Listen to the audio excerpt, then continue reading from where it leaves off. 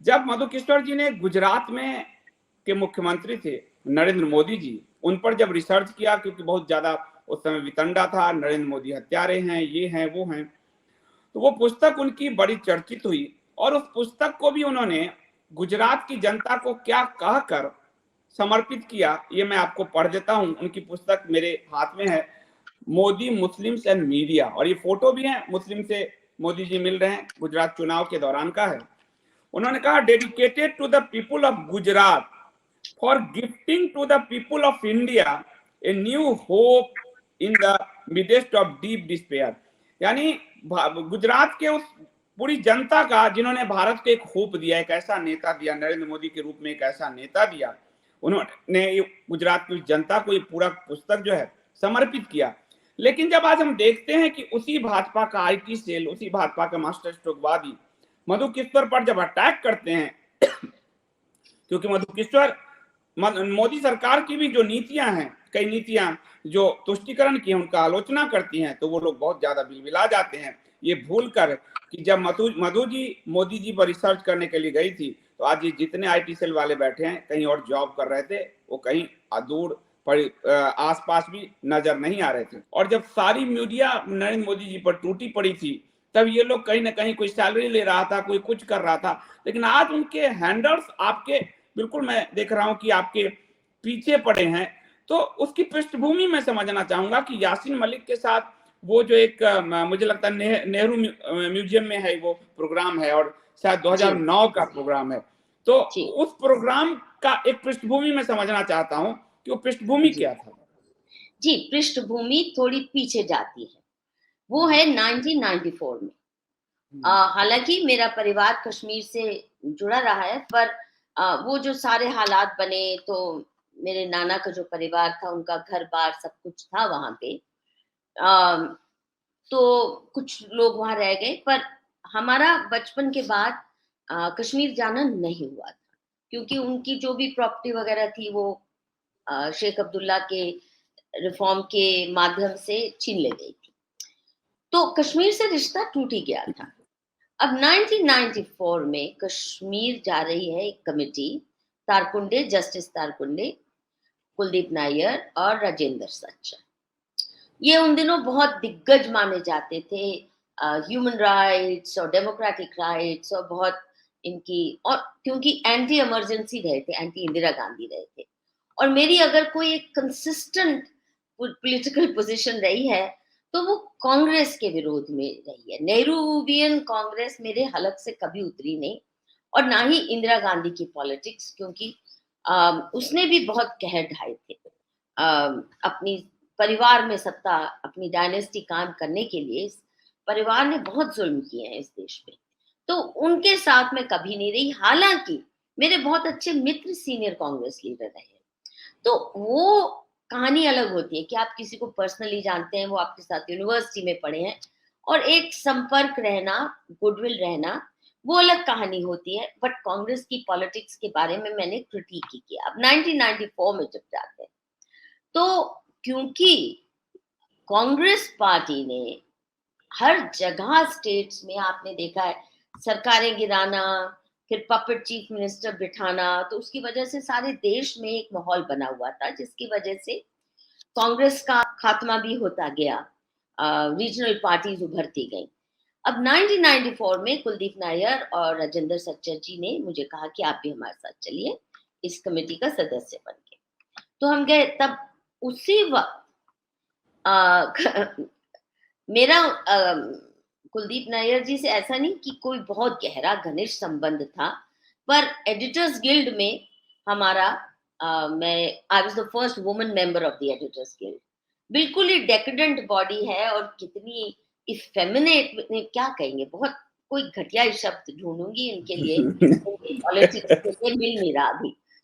तो इनसे भी मेरी इतनी तकरार होती थी, मैं सबसे उम्र में छोटी थी, पर इनकी हरकतें देख के तब भी मेरी ये बदकिस्मती रही है कि ये जो संस्थाएं अपना काम ठीक से करती नहीं, पर फिर भी कुलदीप नायर मानुषी पढ़ते थे, सच्चर जी मानुषी पढ़ते थे, तारकुंडे जी मानुषी पढ़ते थे, और मानुषी पत्रिका की बहुत वो सम्मान करते थे। तो मुझे कहा कि आप भी चलिए, खैर हम चले। अब आप देखिए 1994 में मुझे कश्मीर की पॉलिटिक्स के बारे में कुछ पता नहीं।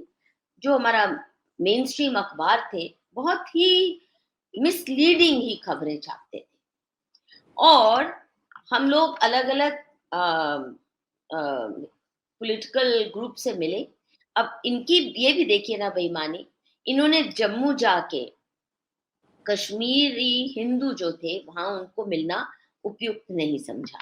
तब ये मैं बातें उस वक्त नहीं समझ पाई कि कैसे ये भी प्रो पाकिस्तान नैरेटिव का हिस्सा बने हुए हैं। और कुलदीप नायर की तो बहुत अच्छी अम, इनकी बहुत अच्छी प्यार भरी दोस्ती थी पाकिस्तान के हुक्मरानों से। मेरा ऐसा कभी भी नहीं था। अब हम जाते हैं, अलग अलग लोगों से मिलते हैं, और तभी तभी यासीन मलिक जेल से छुट के आए और अस्पताल में थे। यासीन मलिक छुटते हैं जेल से, एयरपोर्ट से लेकर उनके घर तक इतना बड़ा जुलूस कि शायद 6-7 घंटे इस बंदे को लग गए अपने घर तक पहुंचने। जिस इतना बड़ा हजूम, अब आप मुझे बताइए ये किसने अलाउ किया होगा? जो व्यक्ति जो व्यक्ति जेल में रहा है बहुत ही भीषण क्राइम्स को लेके, जो उसने अंधेर मचाया, टेररिस्ट क्राइम्स, ऑर्डिनरी क्राइम्स भी नहीं, और एक पूरी कम्युनिटी के खिलाफ एथनिक क्लेंजिंग के लिए उसको हीरो का वेलकम मिल रहा है। ये कैसे हुआ? क्योंकि वजाहत हबीबुल्ला सारा ये नेगोशिएट कर रहे थे इसको जेल में। अब ये बातें मुझे बाद में पता चली, मुझे नहीं मालूम था तब। I was really like an innocent starry eyed youngster. अभी हम देखते हैं कि इसको गांधी का चोगा पहनाकर रिलीज किया गया, सफेद खादी का कुर्ता। इसने ये भी घोषित किया कि मैं वेजिटेरियन बन गया हूँ, अब मैं गांधी के रास्ते से जाऊंगा, अपनी सारी लड़ाई लड़ूंगा। और ये सारा नैरेटिव पेश किया गया। जब मैं इसको मिलने गई तो मैं अकेली ही थी उस दिन, क्योंकि कुलदीप वगैरह तो गए थे गवर्नर साहब के घर खाना खाने, और मैं और गवर्नर साहब भी जाहिर है इस सारे ड्रामा का हिस्सा रहे होंगे, क्योंकि वो गवर्नर होते। इस तरह का भव्य स्वागत क्यों मिला उसको, रिलीज ही क्यों हुआ, उसके खिलाफ मुकदमे क्यों ठप हुए? यानी सारा प्रशासन उसको एक हीरो के रूप में पेश कर रहा था। ये सारी बातें बाद में पता चली। अब मैं जाती हूँ उसको मिलने, अस्पताल में है वो, और बहुत नाजुक उसकी हेल्थ प्रोफाइल थी उस वक्त, मुंह भी बिंगा हुआ पड़ा, ये वो, दिमाग तो खैर टेढ़ा था ही। पर कश्मीरियों को जैसे कि मुस्लिम्स के बारे में सब लोग पहचानने लगे। उस वक्त हमें नहीं मालूम थी ये बातें। ये तकिया और फेक नैरेटिव्स के माहिर हैं। ये तो पैगंबर जी के दिनों से चला आ रहा है ना कि आप डिसीव कीजिए, झूठ बोलिए। तो इन्होंने मुझे जो अपना नैरेटिव परोसा वो था कि देखिए हम तो केवल और केवल डेमोक्रेटिक राइट्स के लिए लड़ रहे थे, हम तो इलेक्शन भी लड़ना चाहते थे, परंतु भारत सरकार ने हमें वो भी डेमोक्रेटिक राइट्स नहीं दिए जो बिहार के एक अनपढ़ गंवार के पास हैं, यानी फ्री एंड फेयर वोटिंग, या यूपी में या आंध्रा में। हम तो वही डेमोक्रेटिक राइट्स चाहते हैं, हमें कभी नहीं दिए गए। हमारी एक एक इलेक्शन रिग हुई और पपेट चीफ मिनिस्टर बिठाए गए, या रिग्ड इलेक्शन द्वारा जीते चीफ मिनिस्टर बिठाए गए।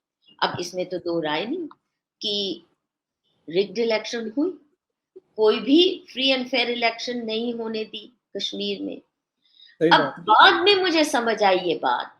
उस वक्त तो कांग्रेस, क्योंकि मैं कांग्रेस विरोधी तो थी, और इनकी इतने दंगे करवाते थे ये देश में। आपको याद होगा उन दिनों जब तक कि भाजपा की सरकार नहीं आई थी, हर रोज हर प्रांत में कोई दिन ही होगा, कोई महीना रहा होगा जहाँ कोई ना कोई दंगा, भीषण हिंदू मुस्लिम दंगा नहीं होता था। पंजाब में भी हिंदू सिख इन्होंने मनमुटाव बहुत ज्यादा ला दिया था, वो मैं पर्सनली इन्वेस्टिगेट कर चुकी थी। बहुत से इनके हिंदू मुस्लिम दंगे मैंने पर्सनली कर्फ्यू के दौरान भी इन्वेस्टिगेट करके रिपोर्ट्स लिखी थी। तो ये बात सच लगी कि कांग्रेस की मिस्चिफ है।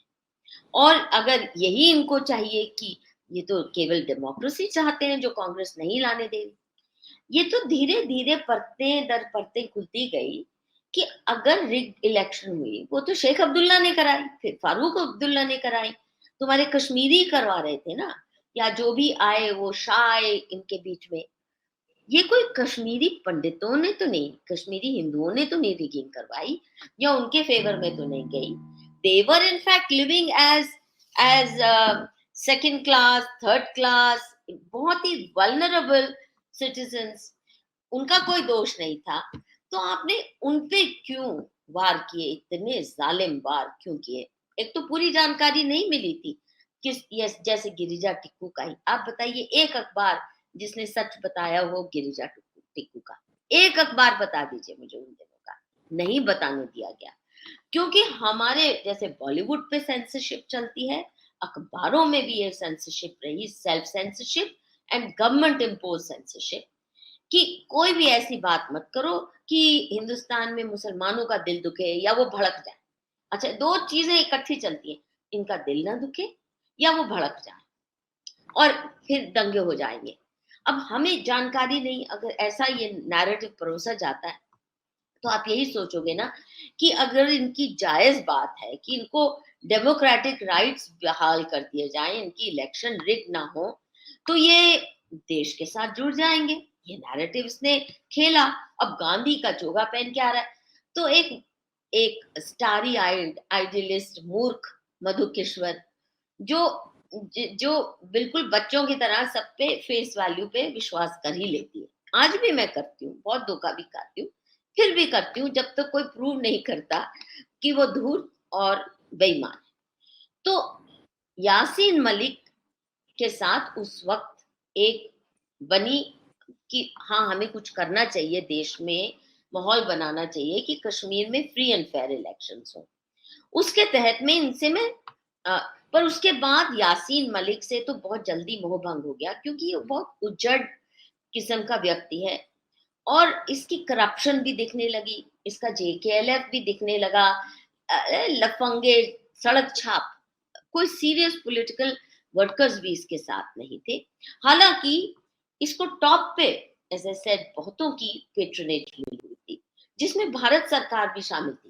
अगर भारत सरकार की मिली भगत ना होती तो ये जेल से क्यों छूटता? 30 साल तक इस पे कोई मुकदमा क्यों ना चलता? मधु जी कैसे मैं मालूम हो? मधु तो जी मैं एक उसके सबूत बाद दिखाता हूँ। लास्ट मिनट दो सेंटेंस, तो उसके बाद इससे तो कम होता गया, बट फिर मैंने बाकी जो सेगमेंट्स थे कश्मीरी पॉलिटिक्स के, सबके साथ एंगेज किया ताकि मैं समझ सकूं।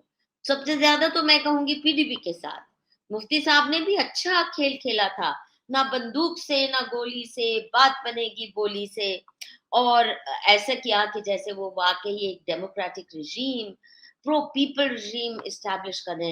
ही was a very smart player. अब महबूबा ने आके वो सारा खेल दिखा दिया कि मुफ्ती साहब का वो भी एक मायने में तकिया ही था, ना बंदूक से ना गोली से। उनका जाहिर था एजेंडा यही था कि हम डेमोक्रेटिक प्रोसेस से ही डेमोग्राफिक इन्वेजन करते जाएंगे पूरे जम्मू प्रोविंस में भी। ये मुफ्ती साहब ने ही शुरू कर दिया था, पर ये बातें क्या मीडिया बताता था? नहीं। ये इनकी असली पॉलिटिक्स। अच्छा, और पीडीपी को पैसा किसने दिया था शुरू करने के लिए? वाजपेयी जी ने। जो पहला जितना भी सुना है 100 करोड़ रुपया या जो भी, ये खुलेआम बात कश्मीर में ही होती थी कि पीडीपी स्टार्ट करने के लिए, रिवाइव करने के लिए एक छोटा सा आउटफिट था, ये बिल्कुल मार्जिनलाइज थे। इनको वाजपेयी जी ने और अडवाणी जी ने सपोर्ट की और ये खुल के वो चर्चे भी करते थे, बहुत तारीफ भी करते थे वाजपेयी जी की। तो हम तो यही सोचते थे ना कि ये देश से जुड़ना चाहते हैं, इसीलिए इनको सपोर्ट मिल रही है पीछे से। तो अब आप बताइए, जो मेरे पे अटैक कर रहे हैं वाजपेयी जी पे करेंगे कि पीडीपी क्यों? क्या यासीन मैं मलिक को 30 साल तक क्यों खुला छोड़ा हुआ, उस सड़क छाप टेररिस्ट को? जी ठीक कह रही हैं आप। मैं आपको कुछ एक दो प्रूफ दिखाता हूँ। उस समय मैं दैनिक जागरण अखबार में संवाददाता होता था, और आपने जो कहा यासीन मलिक का सरकार से जो मिली भगत थी, वो मैंने उस जमाने में, और यासीन मलिक ने अपने क्रिमिनल्स हमारे ऑफिस दैनिक जागरण में मुझे ढूंढने के लिए भेज दिए थे कि मैं अपना पक्ष रखना चाहता हूँ। ये 2007 का मैं आपको अखबार दिखा रहा हूँ कि यासीन मलिक के कारनामों से केंद्र अनजान, यानी गृह मंत्रालय ने, मनमोहन सरकार ने यासीन मलिक के पूरे फाइल को जला दिया था, नष्ट कर दिया था। परंतु आरटीआई से मुझे सीबीआई की से जो केस मिले, आप देखिएगा, अगली एक कटिंग दिखाता हूं, मैंने सीरीज की पूरी, जिससे बड़ा बौखला गया। और 23 के 23 थाने में दर्ज, जिसके सारे मामले मैंने, दैनिक जागरण बड़ा अखबार है, हिंदी का सबसे बड़ा अखबार है, फ्रंट पेज पे ये पूरा छपता था। और इसके जो क्रिमिनल्स थे, आतंकवादी, वो जागरण के दफ्तर पहुंच गए थे। तो 23 के 23 मामले इस पर, उसमें जो आप देखिएगा कि जो टिक्कू का मामला, ये जितने आज कश्मीर फाइल में दिखाए गए सारे केसेस मैंने लिखे हुए हैं। फिर देखिए बिट्टा का, देखिए बिट्टा के फाइल को भी गृह मंत्रालय ने गायब कर दिया था। यानी आपने जो कहा कि सरकार मिली भगत थी, ये मैंने उस जमाने में अखबार में रिपोर्टिंग करके प्रूफ किया था कि सरकार मिली हुई थी इनके साथ, और तभी इनको जो है दूसरा गांधी, जो आपने कहा कि दूसरा गांधी बनाने का प्रयास किया जा रहा था। अब जब 2009 में आपने ये प्रोग्राम किया था इस को लेकर, तो क्या उस समय सरकार ने इस पे कोई हेल्प किया था, या सीएसडीएस का प्रोग्राम था? ये किस तरह से शुरू हुआ? ये अनोखी बात, देखिए, मेरा ये मानना है कि कोई भी डेमोक्रेसी तभी चल सकती है, ये क्या बोले, नाइव कहो, कुछ भी करो, पर मैं अभी भी उसी में विश्वास करती हूँ। हमारी डेमोक्रेसी इसीलिए बहुत नखिद है क्योंकि डेमोक्रेसी का मतलब ही है कि कंसेंसस से बात निकले। ये नहीं मेजॉरिटी वोट तो फिर गुंडागर्दी चलती है, फिर समाज गुटों में बन जाता है। तुम्हारी मेजॉरिटी आई, मेरी माइनॉरिटी आई, अब मैं देखूंगा अगली बार कैसे आती है। तो ये गैंग वॉरफेयर का रूप ले लेती है, ये मेजॉरिटी माइनॉरिटी जो इलेक्टरल पॉलिटिक्स चलती है। और ये आपने अमेरिका तक में देखा, जो सबसे दुनिया की एडवांस डेमोक्रेसी मानी जाती थी। आज जो डेमोक्रेट्स और उनके बीच में, रिपब्लिकन्स के बीच में जिस किस्म का टकराव है, आप देखिए ना, ट्रंप को कितना जलील करके उखाड़ फेंका, रजीम चेंज अपने देश में। अच्छा, तो मेरा ये मानना था कि कम से कम ये साथ बैठ के सभी, ये केवल यासीन मलिक के लिए मीटिंग नहीं थी, ये डायलॉग था, राउंड टेबल, जिसमें कश्मीर की ही नहीं, जम्मू, राजौरी, पुंछ, लद्दाख, कारगिल, हर प्रांत से लोग लाए गए थे, हर पार्टी के लोग लाए गए। केवल गिलानी की हुर्रियत के अलावा वो उनको खुंदक आ गई कि उनको बाद में मैंने कहा, बाकी सभी ये गुट थे, PDP, Congress, BJP, Samajwadi, communist, सारे जितने भी, ये राउंड टेबल है। और एक पैसा नहीं मैंने किसी से लिया। ये हुआ कैसे? उन दिनों मृदुला मुखर्जी थी वहां की डायरेक्टर, तीन मूर्ति की, मेरी टीचर रह चुकी थी जेएनयू में, और मेरे से बहुत स्नेह करती थी। मैं लेफ्टिस्ट नहीं भी हुई, पर बहुत से लेफ्टिस्ट, क्योंकि मैं बहुत इंडिपेंडेंट और मतलब किसी से कुछ मांगती नहीं थी, इंडिपेंडेंट रहती थी, तो बहुत से कांग्रेसी भी सम्मान करते थे। आज भी पुराने कांग्रेसी मुझे कभी गाली देते हुए नहीं तुम्हें मिलेंगे, पुराने कम्युनिस्ट भी मुझे कभी गाली देते हुए नहीं मिलेंगे, जो उनके एकेडमिक्स रहे। But I never came with in that sphere of influence. पर दोस्तियां बहुतों के साथ थी, तो मृदुला जी अच्छी दोस्त थी, उनके पति भी आदित्य मुखर्जी भी बहुत स्नेह करते थे। तो मैंने कहा मुझे ये करना है। उन्होंने अपने खर्चे पे ये नेहरू मेमोरियल में किया, खाना भी उन्होंने खिलवाया, कोई हमसे एक पैसा नहीं लिया।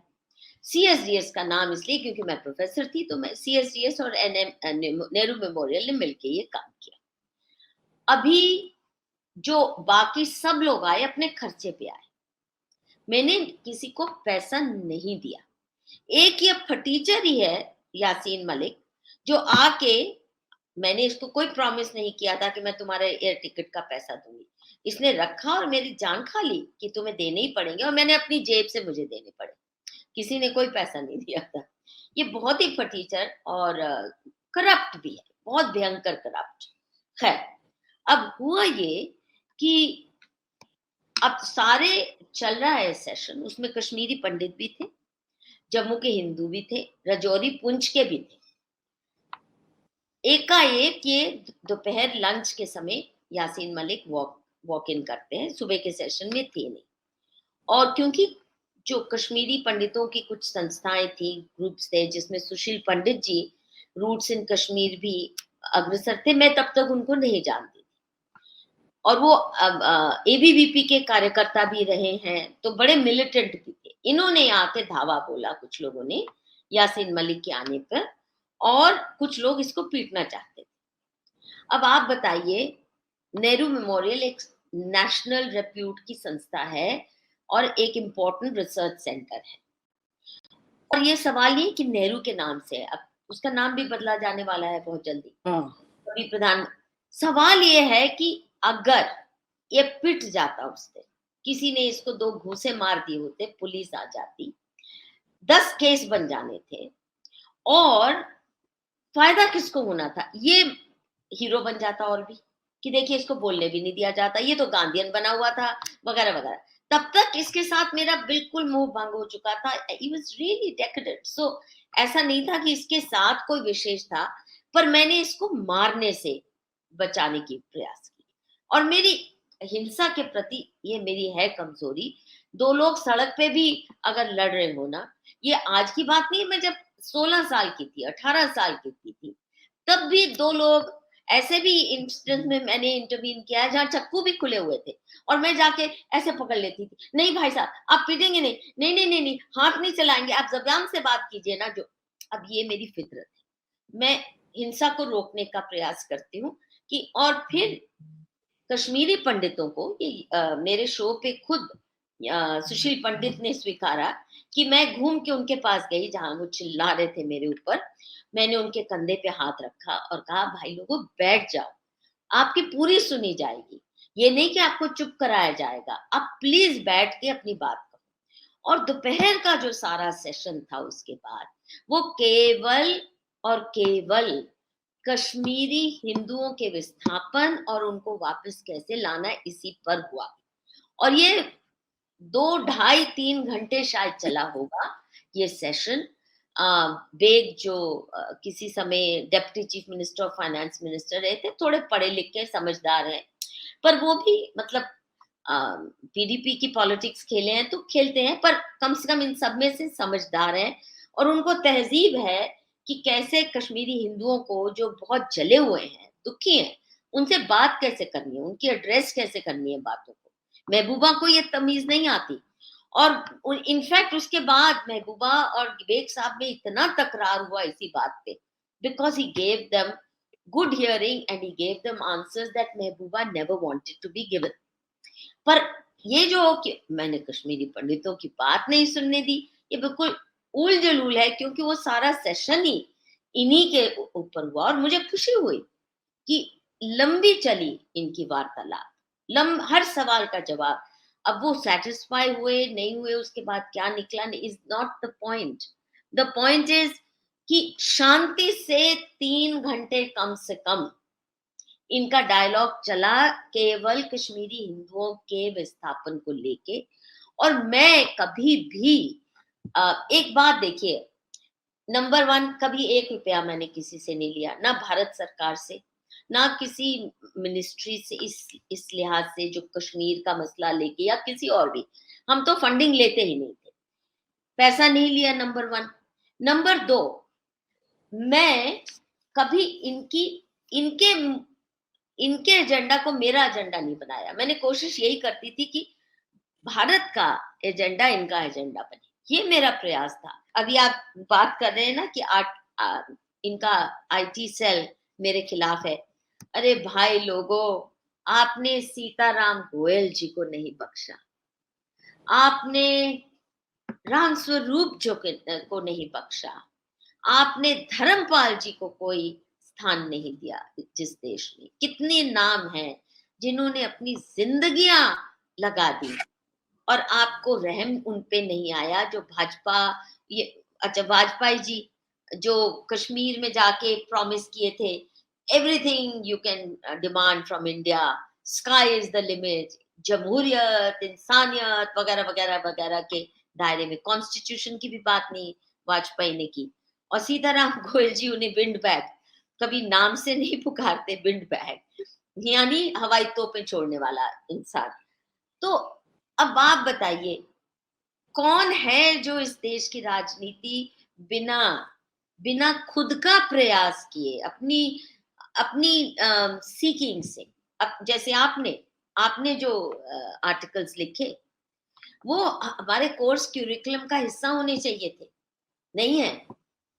और ये भाजपा के राज में ही है कि शंकर शरण जैसा व्यक्ति, उसके ऊपर बैन लगा दिया गया है कि आप यूट्यूब पे नहीं बोल आएंगे क्योंकि इस्लाम के ऊपर खुल के बोलते। आप इमेजिन, एनसीईआरटी में है, उनसे कोई काम नहीं करवाया जा रहा कि आप टेक्स्ट बुक बदलवाने में हमारी मदद कीजिए, डिटॉक्स करने में।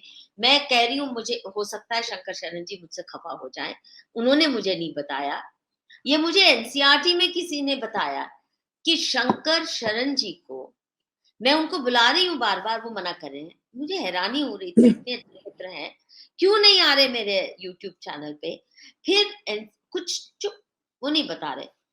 फिर एनसीईआरटी से किसी और से मैंने पता लगाया, पता चला कि उनके बॉस ने कहा है कि आप कोई यूट्यूब चैनल पे, कोई टीवी चैनल पे नहीं जाएंगे क्योंकि आप फसाद फैलवाएंगे अपनी बातों से। क्या कर रहे थे? केवल सही जानकारी दे रहे थे इस्लाम के बारे में, जो आज तक हमें नहीं दी गई। और इतने साल से वो लिखते आए हैं। क्या क्या एनसीईआरटी ने उनसे कभी टेक्स्ट बुक्स में अपनी मदद ली है? नहीं ली ना।